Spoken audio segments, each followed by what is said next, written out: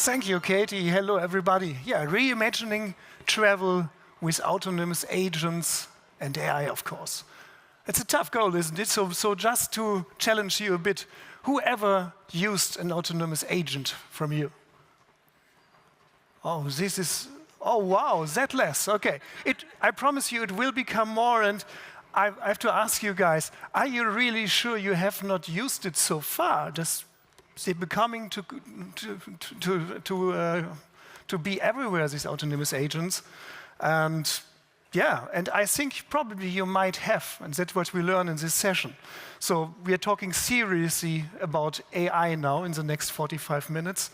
And we're talking about it as tangible as never before, just because AI is everywhere now in 2025, everywhere in travel, and everywhere within Microsoft as well.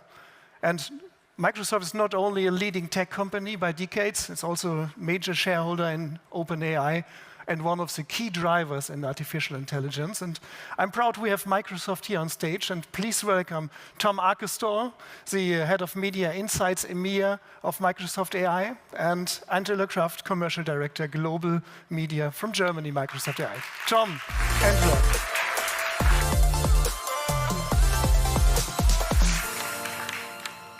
Hi, everyone. It's really, really good to be here at ITB. So we're from Microsoft AI, like Dirk just mentioned. And we are here to share some insights and some examples with you around how AI in travel is evolving from our perspective. So in around 10 minutes, I'm going to talk a little bit more about consumer insights and the consumer experience. But until then, my colleague Angela here is going to talk about the industry perspective and give you some really interesting use cases on what we see as the latest in AI in travel. Thank you, Tom. And good afternoon, everybody. I'm Angela, and I'm very thrilled to be here with you today. As Tom already mentioned, we want to look at how autonomous agents and Gen AI can empower travel businesses to help reshape business processes, enhance productivity, and transform the way travel brands interact with consumers. Now, you've already met us, so we don't need to introduce ourselves again, and we can skip that one. But what I do want to start with is, I've always been a passionate traveler and a firm believer that exploring the world and embracing the uniqueness of cultures, countries, and individuals creates connection and inclusion. Over the years, I've traveled and lived in 4 different countries, studied 6 languages, and traveled to numerous fascinating destinations. Now, of course, the travel consumer experience has changed significantly throughout the years. And as I think about the future traveler, represented here by my 4-year-old son, Amandus, I often wonder what impact technology, and especially Gen AI, will have on his travel experience as he grows up. Now, without a doubt, the era of Gen AI is already here, and it's accelerating at an astonishing speed. Unlike previous transitions, such as the adoption of mobile, which took years or even decades, Gen AI adoption is moving at a far faster pace than anything we've seen before. And it shows the fundamental shift in what is possible for all of us. As a result, we're seeing more and more organizations transition to a more strategic AI approach, whether it's to enrich your employee experience, to reinvent customer engagement, or to enhance productivity. The return on investment is evident, with research showing that for every $1 a company invests in Gen AI, the ROI is 3.7x, and that is across industries and similarly across regions. So the opportunity around AI is huge, and that also includes travel. As the CEO of Microsoft AI beautifully outlines here, our vision is to create an AI companion for everyone. And we truly believe that we can create a calmer, more supportive, and more helpful era of technology, quite unlike anything we've seen before. And what this means is that great technology is about what you experience and how you experience it. It's not about what's under the hood or what we are building. And it reflects a significant change in how businesses, travel organizations, or individuals can and want to engage with technology and the value they get out of it. Copilot is Microsoft's AI-powered companion. And our goal is to embed Copilot across business processes, productivity solutions, consumer experiences, and advertising processes alike. Whether it's Bing, Edge, Windows, Azure, Word, Excel, you name it, we want to make interacting with Copilot feel like it's always there by your side when you need it and where you need it. Ultimately, Copilot will be the UI of AI, meaning it will be the interface through which users interact with artificial intelligence. And within Copilot, we are creating an agentic world where agents can collaborate with you to execute tasks and take action on your behalf, leveraging specialized knowledge. And in a short period of time, we're already seeing the impact Copilot is having across marketing, sales, and customer services by empowering people to collaborate more effectively and focus on the things that they truly enjoy. And still, this is just the beginning of where AI can take us. So how can we reimagine travel with Gen AI, autonomous agents, and Copilot? In the next few minutes, I want to walk you through 3 different use cases and 3 opportunities that are in front of you as travel organizations. One is, we'll have a look at how autonomous agents can help you reshape travel operations.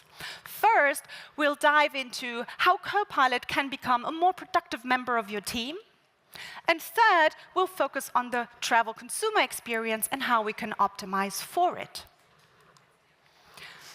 Now, imagine you could create an agent in just a couple of minutes that would automate routine tasks for you and hence increase effectiveness of your travel operations.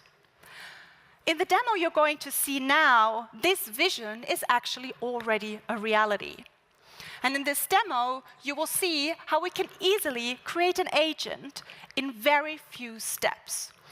It's an example of an airport assistant agent, and all we need to do is give it a name and an icon, something that fits its purpose as an airport agent. When this is done, we can provide a description and instructions. So in this case, the assistant agent should respond to passenger inquiries, it should provide insight on destination airports or on airport regulations. Once we've done that, we can ground the agent in specific knowledge. And what we do here, we attach airport documentation, that is the standard operating procedures, which the agent can revert back to. We enhance this further by enabling web searching capabilities. Now, before we close this, we can also add a few starter prompts that serve as inspiration for passengers as they start interacting with the agent. And as you can see, in only a few clicks, your agent is ready. And as we look at the capabilities of this agent, you will now see how beautifully the agent is capable of providing detailed answers to complex queries in real time. We start with one of the starter prompts on US custom allowances, and we continue the conversation across other areas such as travel advisories or even the weather at the destination airport when I arrive. What's even more beautiful is that in the middle of the conversation, I can change the language. So at some point, I'm asking a question in Thai, and I get an equally powerful answer. For those who speak Thai, you will hopefully be able to validate that. So this is just one example. At the end of the day, it's you who decides what the business purpose for an agent should be. And you decide what problem you want to solve for. You decide what knowledge you want to ground the agent in. And I'd like to move us on to the second example. What if Copilot could be a productive member of your team and help you with research, data analysis, and recommendations? What would this look like for you? Let's say you're a travel luggage company and you're about to launch a new smart case product. As part of your research, you want to get an understanding of what are the top things consumers love and hate about traveling with checked luggage. And so what you do, you consult Copilot and you ask to provide feedback in table form. And that's exactly what you get back. A very nice overview with rich insight based on your query and links to resources from where it pulls that information. Now that's a good start. Of course, I want to take it one step further. And next, I want to compare my new product with the top 4 products that are already in market, because I want to get an understanding of how competitive it will be. I now switch to the enterprise environment of Copilot, and I can include and attach a Word document that includes the product specs of my new smart case. And when I run the prompt, what I'm getting, again, is a very nice overview with check marks on what features are available in which product. And as you can see, my Endeavour Smart Case is actually quite competitive. Now, I could take this further by asking for SWOT analysis or following up with some of the suggested prompts that Copilot provides me with at the bottom. Again, you choose how Copilot can be most productive for you. I now invite you to shift focus to the travel consumer experience. Going back to what I said in the beginning about the future traveler, what do you think how you will engage with consumers in the future? We've certainly seen a paradigm shift in what's possible when it comes to travel-specific search. This summer, my family and I are planning a long weekend to the beautiful city of Rome. And we're trying to find the perfect balance between sightseeing, fun activities, but also good food, that is pizza and gelato, of course. And not so long ago, it would have taken me countless queries to figure out what to do, when to do it, how to do it, when to book, and so forth. Copilot on Bing now invites me to think bigger and break out of the barriers of restricted keywords. I can actually speak my mind with a rich, nuanced, multifaceted query. And even better, Copilot understands my query really well and provides me with a beautifully curated answer that is a nice itinerary for a weekend and meets the needs of my entire family. And again, this is just the beginning of what we can do with Gen AI and autonomous agents. But it shows you how we're trying to bring to life our vision of creating a calmer, more supportive and helpful era of technology. Why? Because what matters is how you experience technology and not what we're building.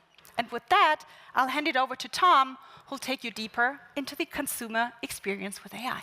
Thank you very much, Angela.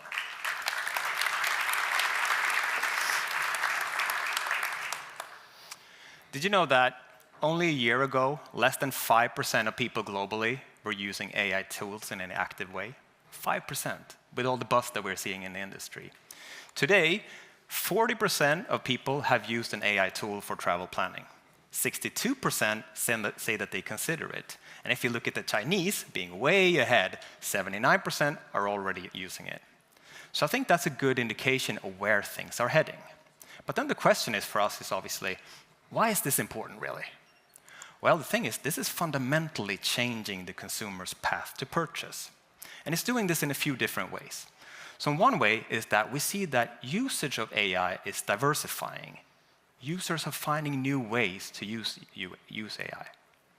And we're also seeing new entry points because businesses are innovating and they're creating new entry points, new ways for people to use AI, new places for people to use AI. And the last thing, arguably the most important thing, is that it's changing how people are interacting with technology and therefore with brands. So I'm going to talk about each of these in a little bit more detail. And I start with AI usage and how it's diversifying.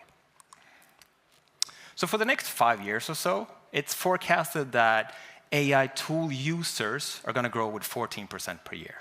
Again, it doesn't sound that much, right? Given all the buzz that we're hearing in the industry. But I do think there are some hidden numbers in here. Because if you look at industry spend on autonomous agents, it's expected to grow with 45% per year. So I think the hidden part there is that you don't always know when you're actually interacting with an AI and what is an AI tool. So let's say you're jumping into a self-driving taxi like they have everywhere in San Francisco, for example. Are you using AI? Or are you using Copilot that's built in and integrated into Excel or PowerPoint, for example, which I can highly recommend if you haven't used that. Very, very powerful. But it shows that it's a new, different use case, and all these smaller use cases, they add up, not just to drive absolute usage numbers, but to drive different types of usage. And if we think about that from a Microsoft perspective, we see that Copilot users are increasing, so net new users are increasing every month, but also recurring users are increasing every month. So that means that people are not just using AI as sort of a touch and go, they're trying it and then they move on. They're coming back and they're forming new habits. And that part is crucial. They're forming new habits across multiple new use cases.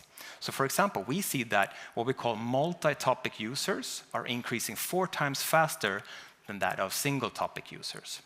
So if I look at what that means for travel, it's that yes, people are using AI for travel more and more, but they're also using it for more use cases within travel.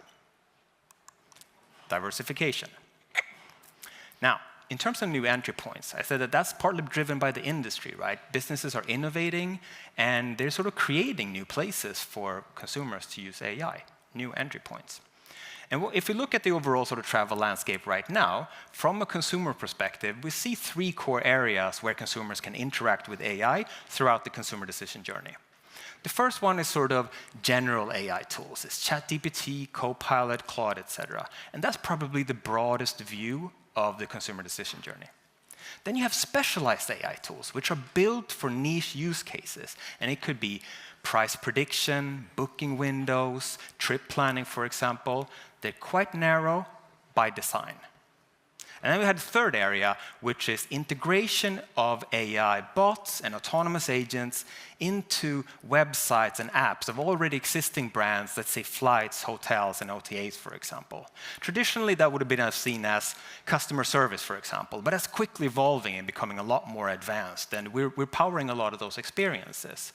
And it's evolving, including things like the other areas would include as well, like trip planning, for example. So you have use cases on one hand, you have a lot of new entry points on the other hand. So these really come together in disrupting the path to purchase. But then we have this last component, and it's how it's actually changing. Because AI is fundamentally changing how consumers interact with technology, right? If you think about the current, today's sort of digital landscape, it's quite cluttered. And as consumers, we're bombarded with a lot of information. Now, AI really has the potential of changing that dynamic, really shifting it on its head. Instead of being bombarded with information, we're actually asking for information. So if you look at AI sort of Copilot conversations over the last year, we see that the number of messages per conversation is steadily increasing. So what we're observing here is quite interesting. It's a back and forth between the consumer and Copilot that's starting to look something like real dialogue between humans. And through that dialogue, people are getting depth and precision of information that's unprecedented. And that's really what the big difference is here. So if I can look at that from a sort of travel use case perspective, yes, we still see some use cases that are what we call like search, people using keywords. And it gets, what's the best time to visit Goa? What to do in Berlin? It's quite short, informational, but it's very, very quickly into something different, which is conversational in natural language. So this is actually a real use case that we've seen on Copilot. And it's quite advanced, right? It's a big sort of sentence with multiple destinations across Europe, multiple modes of transportation, and what recommendations on what to see and what to do at those destinations. All conversational and very helpful. And what this is actually changing how we look at AI and its role across the entire consumer decision journey.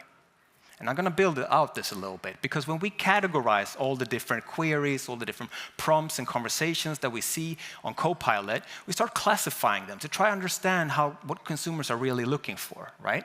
And what we can see is spanning the whole journey in travel, from inspiration, trying to figure out where to go and when to go, to planning the trip, to booking the trip, to buying travel accessories, for example, and going to the destination and getting a recommendation on what to see, what to do, what to eat in one conversation. And this is interesting because even for us, we've kind of thought about AI as an evolution of search. You're finding information just better and faster and more involved. But this shows that it's actually serving a much broader role across the entire consumer decision journey in a way that traditional search just hasn't. Think about inspiration. Traditionally something that most consumers would go to social media and, let's say, travel blogs for. AI is now playing a role in that space as well. You could say that these were media channels that sort of owned inspiration. That's changing. Think about planning, something that people typically would go to, let's say, a discussion forum for, or a tour operator. These are media channels or channels that would own that. AI is now changing that as well. And yes, to an extent, it's also traditional search, of course, because people have a need to find accurate, up-to-date information, so it serves that purpose as well. But it's fundamentally disrupting the consumer decision journey as we know it. And it's conversational, it's helpful, and it's engaging. And I'm going to show you an example of how it's getting even more, I would say, helpful, even more engaging. And I want you to cross your fingers now because it's technology, and we're going to show a video. We're hoping it's going to work. All right.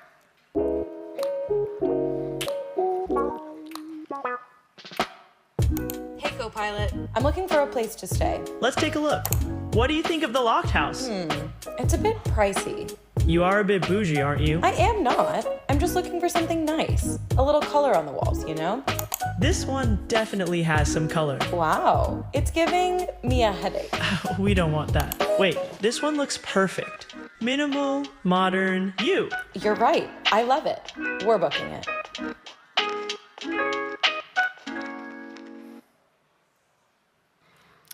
So not only is this conversational and helpful, Mr. Vice but President, AI thank you for being actually with us. Good to see you, sees mate. what you see. And with that, I'm going to summarize all of this. AI traveling usage is increasing rapidly. And we see this as new people are forming new habits. And it's disrupting the path to purchase because we see new entry points and new use cases across travel. And this means it's an opportunity for both consumers and brands to actually have a conversation in a helpful way, rather than this push motion that we currently see. And for businesses, it's an opportunity to really think about their AI strategy across all these new use cases, across all these entry points, and really think about where do you really want to play? Because this is just the beginning. Thank you. Thank you.